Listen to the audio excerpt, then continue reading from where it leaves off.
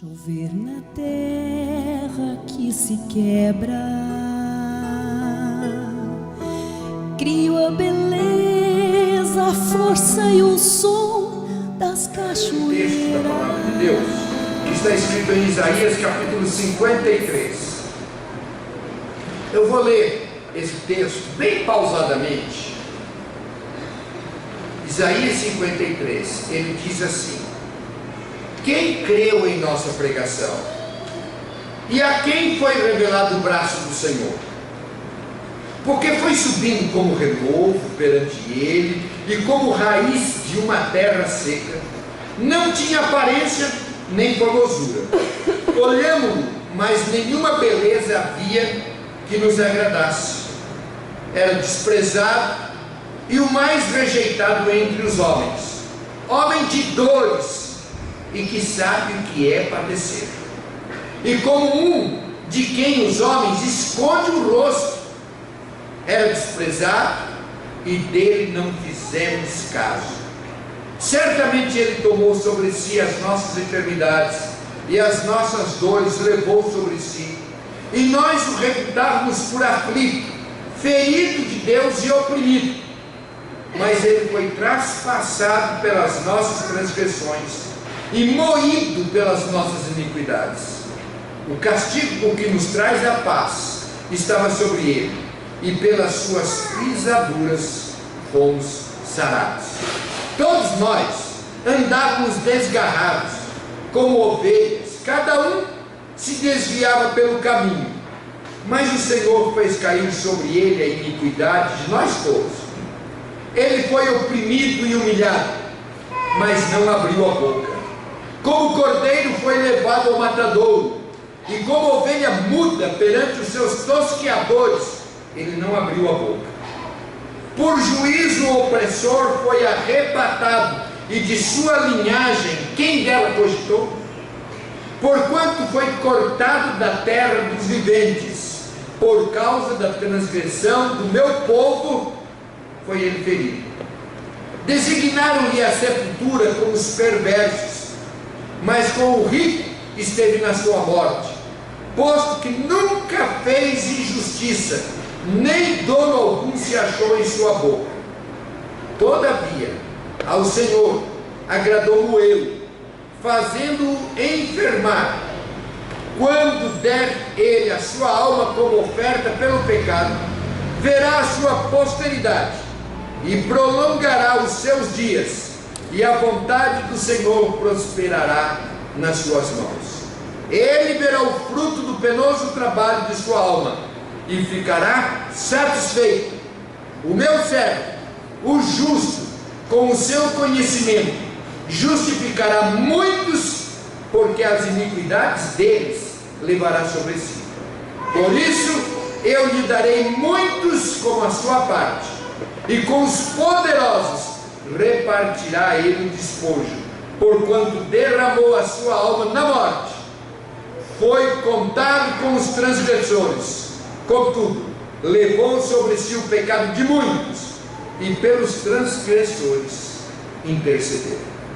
Eu gostaria que você curvasse a sua cabeça, feche os seus olhos e comece mais uma vez a pensar no sacrifício de Cristo, que era o nosso lugar.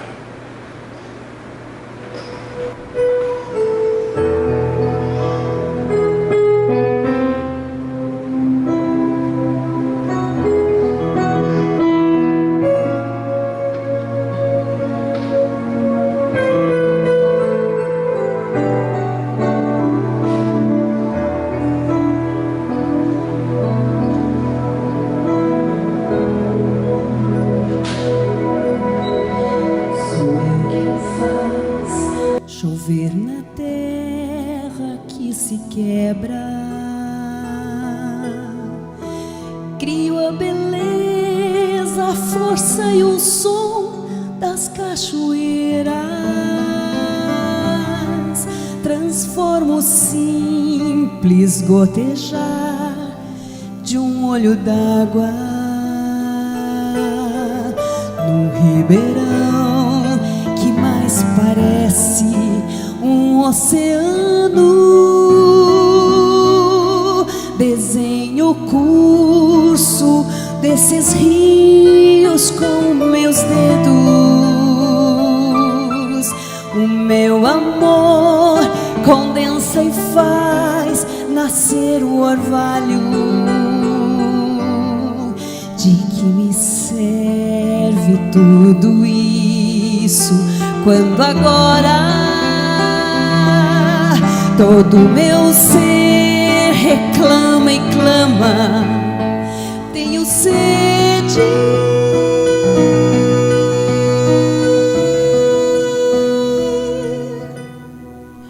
Dos pobres cegos sou a luz de imenso brilho. Eu ergo eretos aleijados que rastejam. Sou a canção dos mudos, lira para os surdos. A esperança dos que já não acreditam. Eu me entreguei demais, amar é meu destino. Nada pedi e é pedra e pó no meu caminho. Somente agora, e mesmo assim ninguém me atende. Quando meu ser reclama e clama: tenho sede.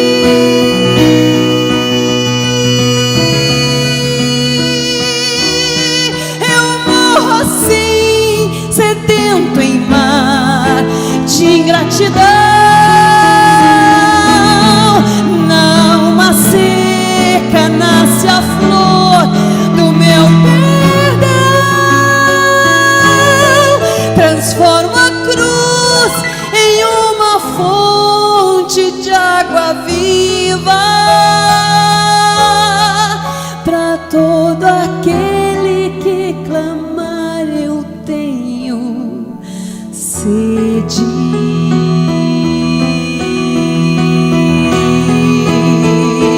Eu morro assim, sedento em mar de ingratidão. Não uma seca nasce a flor do meu perdão.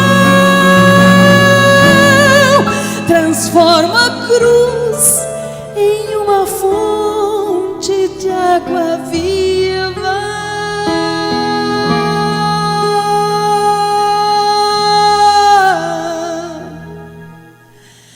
para todo aquele que clamar. Eu tenho sede.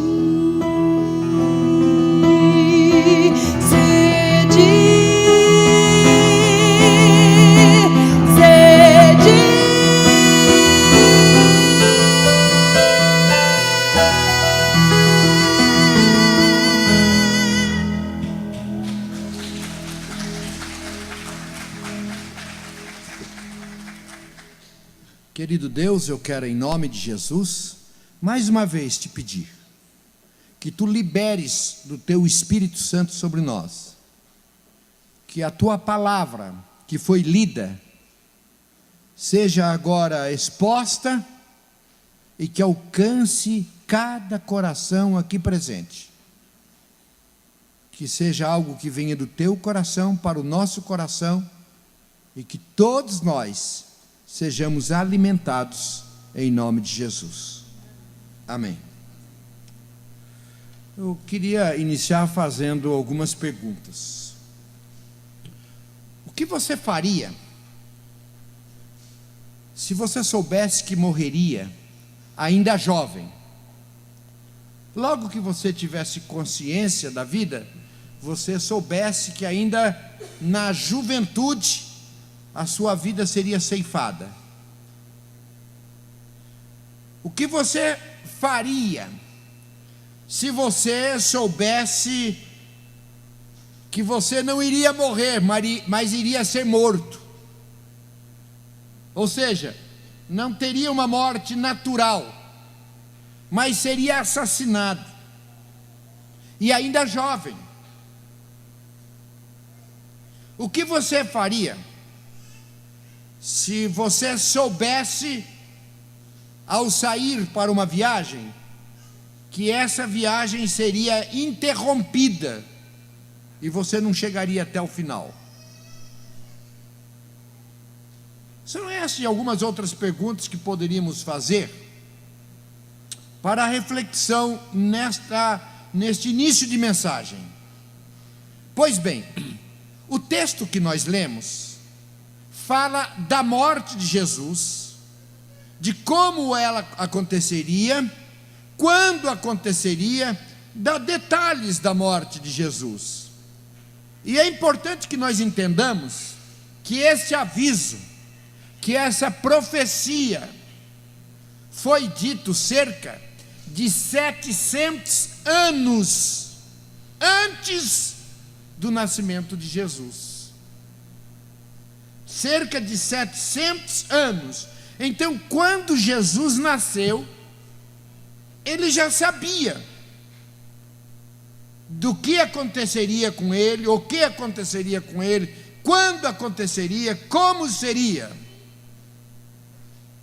Assim sendo, queridos, nós entendemos que a morte de Cristo não foi um improviso. Ou seja, o plano de Deus, feito lá na criação do homem, colocando-o no paraíso, não deu certo. E agora o que a gente faz? Fugiu do controle. Eu preparei o homem para estar comigo constantemente, eternamente. Coloquei-o num lugar especial, no paraíso, e não deu certo. O que eu posso fazer para remediar essa situação? Não é bem assim, queridos, porque na realidade, Jesus foi morto desde a fundação do mundo. Ele nasceu para ser o nosso substituto. E a gente poderia dar o título desta mensagem hoje, Marcado para Morrer. Você já viu esse título em alguns lugares. Jesus nasceu já sabendo do que aconteceria. Então não foi a morte de Jesus, não foi um improviso para remediar uma situação, porque quando ele veio, ele já veio sabendo, consciente, e aliás, ele participou como a segunda pessoa da Trindade. Quando Deus decidiu criar o mundo, ele já sabia que o homem pecaria contra ele, sabia na sua onisciência, mas ele já estabeleceu também na ocasião de como ele resolveria essa questão. E mais ainda, enviando Jesus, como que o homem creria. Aí entra a terceira pessoa da Trindade, o Espírito Santo, que nos convence do pecado e nos leva a crer que Jesus Cristo é o único meio da restauração e da reconciliação do pecador com o santo, do perdido com o Salvador. Então, queridos, é preciso que nós entendamos que o amor de Deus por nós é eterno. Mas só que quando a gente fala em eternidade, a gente pensa sempre no futuro, naquilo que virá depois da nossa morte. Mas o eterno é no sentido de que não tem começo e de que não tem fim. Então o amor de Deus para conosco é sim para o futuro, mas é também para o passado, porque lá no passado Deus já havia estabelecido o seu amor para conosco, providenciado a nossa redenção em Cristo Jesus. Mesmo antes de Cristo vir ao mundo, como a segunda pessoa da Trindade, participou, aliás, da criação.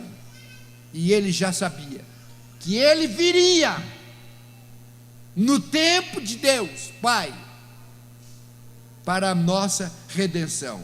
Então o amor de Deus para conosco é eterno, antes da nossa chegada e após a nossa chegada, a nossa saída deste mundo. Ele deixou a glória, ele deixou o trono, esvaziou-se, tornou-se homem, tornou-se servo, foi perseguido, preso, humilhado, açoitado, cuspido, pregado na cruz, chamado de maldito. Ele já sabia de tudo isto, queridos. Já sabia de tudo isto. Sendo Deus, se fez homem. Sendo Senhor, se fez servo. Sendo santo, se fez pecado. Não se fez pecador, se fez pecado. Sendo bendito, se fez maldito. Sendo autor da vida, deu a sua vida por nós. Então é preciso que nós entendamos, dentro desse texto que nós lemos, poderíamos também dar um outro tema para a mensagem de hoje. Está escrito. Nada do que aconteceu com Jesus foi surpresa. Não foi surpresa. Não foi um quebra-galho. Não foi um improviso. Estava escrito.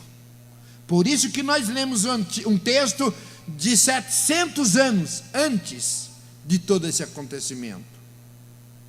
Agora, uma terceira pergunta: quem levou Jesus na cruz? Ou para a cruz? É preciso que nós entendamos que não foi Judas. Não foi Judas que levou Jesus para a cruz. O sábado, onde algumas pessoas fazem o Judas e bate no Judas, queima o Judas, não foi Judas que levou Jesus para a cruz. Não foi também Pôncio Pilatos. Não foram os soldados. E também não foram os judeus. Senão, leamos novamente o versículo 4. Diz assim: certamente Ele tomou sobre si as nossas enfermidades e as nossas dores levou sobre si. Tomou sobre si. Ele voluntariou-se. Ele deu-se.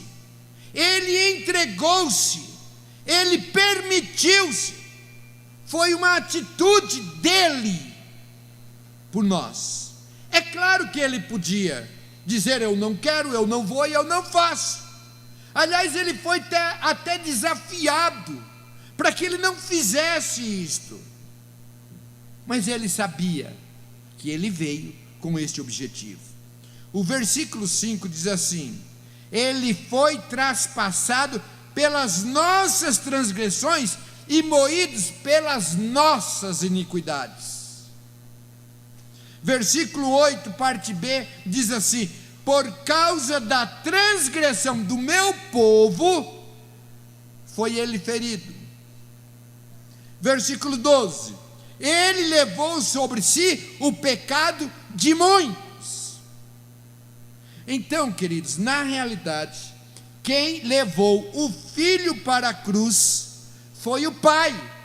O Pai levou à cruz o seu filho pelos nossos pecados. Seja Judas, seja Pilatos, sejam os soldados, sejam os judeus, eles fizeram o que fizeram porque faziam parte de um plano maior, o plano do Pai. Versículo 4, parte B, diz assim: e nós reputávamos por aflito, ferido de Deus e o oprimido. Versículo 6 diz: o Senhor fez cair sobre ele, o Senhor fez cair sobre ele a iniquidade de todos nós. Versículo 10: todavia ao Senhor agradou moê-lo, fazendo-o enfermar. É preciso que nós entendamos isto, que Jesus foi à cruz porque o Pai o entregou por amor a nós. Senão, os soldados seriam mais poderosos do que o Pai. Judas seria mais poderoso do que o Pai. Os soldados seriam mais poderosos do que Deus. Os judeus seriam mais fortes do que Deus. Mas não o são. E só aconteceu o que aconteceu porque o Pai tinha um plano para a nossa redenção, e a nossa redenção passava pelo sacrifício do Filho na cruz em o nosso lugar. Então, queridos, a cruz é uma expressão do amor de Deus, o Pai, por mim e por você. Versículo 4: ele tomou sobre si as nossas enfermidades e as nossas dores levou sobre si. 10: quando der ele a sua alma como oferta pelo pecado. 11: o seu servo, o justo, com o seu conhecimento, justificará muitos, porque as iniquidades deles levará sobre si. Domingo retrasado, não foi domingo retrasado, alguns domingos atrás, nós explicamos o que é esta palavra justificará, justificar, justificação. E é sempre bom que nós entendamos. Justificação é quando eu devo um valor para alguém, não tenho como pagar, uma outra pessoa levanta-se em meu lugar, vai e paga o meu credor. Eu não paguei, mas alguém pagou por mim. Não devo mais porque alguém pagou. Nós éramos devedores de Deus Pai por causa dos nossos pecados. O Filho se prontificou e pagou a nossa dívida na cruz do Calvário. É por isso que diz: o seu servo, o justo, aquele que não devia nada, que não tinha pecado nenhum, com o seu conhecimento justificará, e justificou a muitos, porque as iniquidades deles levará sobre si. Então, queridos, a morte de Cristo foi substitutiva, ou seja, substituiu a minha morte. Aquela morte era minha por causa dos meus pecados, aqueles açoites eram a mim por causa das minhas falhas, aquele sacrifício eu deveria passar por lá, mas Jesus Cristo veio a este mundo e passou por todas aquelas dores até a morte, substituiu a minha morte para que eu pudesse receber a sua vida. Ele foi à cruz em o nosso lugar. Nós é que deveríamos ter suportado aqueles açoites, nós que deveríamos ter carregado aquela cruz, mas ele tomou o nosso lugar e morreu. Parecia agora que tudo estava terminado. Aliás, no capítulo 19 de João, no versículo 28, nós lemos: depois, vendo Jesus que tudo já estava consumado para se cumprir a escritura, disse: tenho sede. Estava ali um vaso cheio de vinagre. Embeberam de vinagre uma esponja e, fixando-a num caniço de isopo, lhe achegaram à boca. Quando, pois, Jesus tomou o vinagre, disse: está consumado, e inclinando a cabeça, rendeu o espírito. está consumado, acabou, terminou, está tudo findado. Parecia o fim, parecia o fim. Esse foi o sentimento, inclusive dos seus discípulos. Nós lemos também depois, no sábado, no domingo bem cedo, Maria Madalena e a outra Maria foram visitar o túmulo. De repente houve um grande tremor de terra. Um anjo do Senhor desceu do céu, tirou a pedra e sentou-se nela. Então o anjo disse para as mulheres: não tenham medo, sei que vocês estão procurando Jesus que foi crucificado, mas ele não está aqui, já foi ressuscitado como tinha dito. Venham ver o lugar onde ele foi posto. Agora vão depressa e digam aos discípulos dele o seguinte: ele foi ressuscitado e vai adiante de vocês para a Galileia, lá vocês vão vê-lo. De repente Jesus se encontrou com elas e disse: que a paz esteja com vocês. Elas chegaram perto dele, abraçaram os seus pés e o adoraram. Então Jesus disse: não tenham medo, vão dizer aos meus irmãos para irem a Galileia, e eles me verão ali. Então, queridos, quando tudo parecia acabado, tudo parecia terminado, a expectativa que eles tinham de Jesus como o Rei, Redentor, Salvador da pátria, literalmente, estava morto. Era a tristeza deles, aqueles que nós esperávamos, que vinha nos redimir, que vinha nos salvar, que vinha nos libertar, agora está morto. Parecia o final de tudo. E quando tudo parecia acabado, Jesus Cristo sai dentre os mortos, revive e começa tudo de uma maneira diferente e especial. Eu vejo aqui muitas lições, eu não vou trabalhar cada uma delas por causa do tempo, mas o que passa no meu coração é que na nossa vida é assim: quando tudo parece acabado, Jesus dá uma nova oportunidade. Quando parece que não tem mais saída, Jesus abre uma nova porta. Quando parece que não tem mais como resolver determinada situação, Jesus vem e resolve. Foi assim desde o início do ministério de Jesus, do ministério terreno. Vocês se lembram quando o primeiro milagre dele aconteceu numa bodas, numa festa de casamento. Quando estavam no bom da festa, acabou o vinho, acabou a festa. A festa sem vinho acabou, não tem mais, pode ir cada um para sua casa, acabou a festa. Aí ele vai, multiplica, faz tudo de novo, de tal forma que as pessoas diziam: interessante. Normalmente as pessoas dão primeiro o vinho meia boca, depois no início vem o vinho bom. No início dão todo o vinho, depois é que começam a dar o vinho inferior, porque depois de alguns vinhos também, eu creio que já nem se saberia mais diferenciar o que é bom e o que é ruim. Mas tudo bem, agora o Senhor fez diferente. O vinho de agora é melhor do que o anterior. Queridos,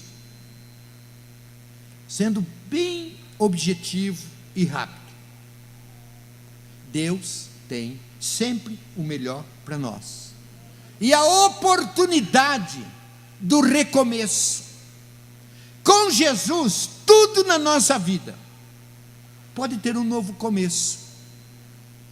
Quantas vezes as pessoas dizem o seguinte: se eu pudesse começar tudo de novo em Cristo Jesus, essa é a oportunidade.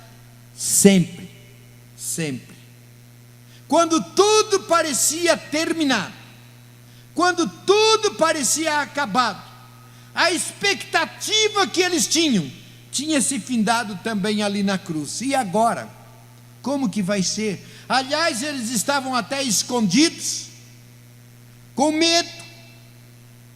Mas eis que surge Jesus, e o que parecia terminado, agora é que ia começar para valer. Jesus Cristo ressurreto, Ele vem para a nossa vida, queridos, sempre nessa situação. Pode ser que você esteja pensando: a minha vida acabou, já cometi tantos erros, meu casamento já acabou, não tem mais jeito, a minha saúde não tem mais jeito, a minha vida não tem mais jeito. Mas Jesus é sempre a esperança, a oportunidade de recomeçar. E com Jesus começamos sempre bem, sempre melhor. Nesta Páscoa nós estamos lembrando de que não acabou, de que não terminou. Por isso que é importante que nós entendamos a morte, porque a morte parecia o fim, mas hoje nós comemoramos a Páscoa, que é o sinal de um novo começo. E a minha oração é que seja hoje um novo começo para a nossa vida. Deus pode fazer isso na sua vida. Não sei em que estágio da vida você está, não sei como você está se sentindo, não sei como você veio aqui, mas eu sei que Deus te trouxe para ouvir esta mensagem. A sua vida não acabou, a sua vida não terminou, ela pode começar hoje com Cristo Jesus, porque Ele é sempre a oportunidade de um recomeço. Quero que você curve a sua cabeça, feche os seus olhos, pense na sua vida, pense como vinha sendo. Jesus morreu, mas Ele ressuscitou, está vivo, e porque Ele vive, nós podemos crer no amanhã. O amanhã sem Cristo não existe. O amanhã sem Cristo é doloroso. O amanhã sem Cristo é o Cristo crucificado. Amanhã sem Cristo é morte. Mas o amanhã com Cristo ressurreto é uma nova vida, é uma nova chance, é uma nova alegria, é um novo viver. Chover na terra que se quebra, crio a beleza, a força e o som das cachoeiras.